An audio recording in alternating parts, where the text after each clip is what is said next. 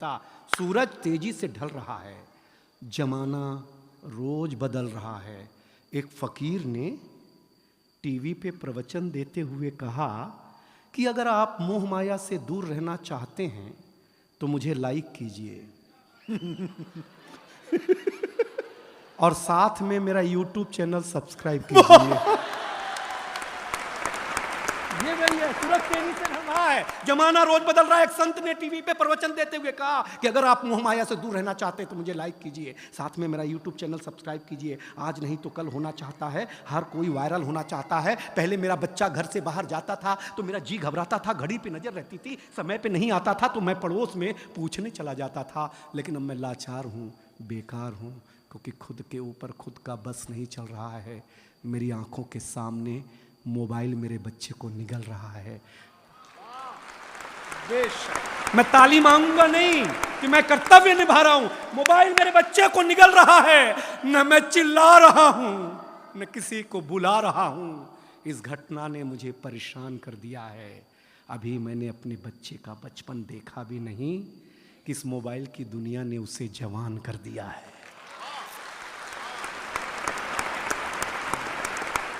ये मोबाइल, बिल्कुल नहीं मांगूंगा पीछे वालों कविता, आपके घर की त्रासदी गा रहा हो तो त्रासदी की पीड़ा मेरे तक पहुंचाना। ये मोबाइल जिसका भी आविष्कार है उसका सम्मान है, क्योंकि इसका हमारे जीवन में बड़ा योगदान है।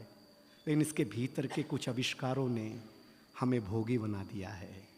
शरीर तो शरीर, मनोरोगी बना दिया है।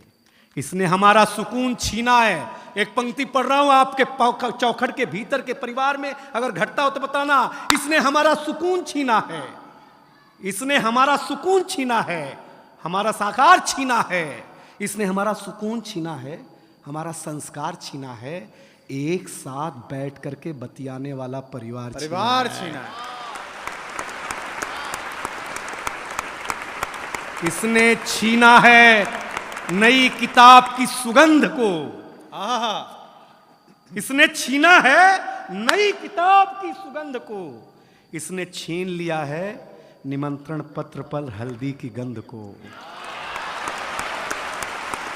वाह वाह, इसने छीन लिया डॉक्टर साहब निमंत्रण पत्र पर हल्दी की गंध को।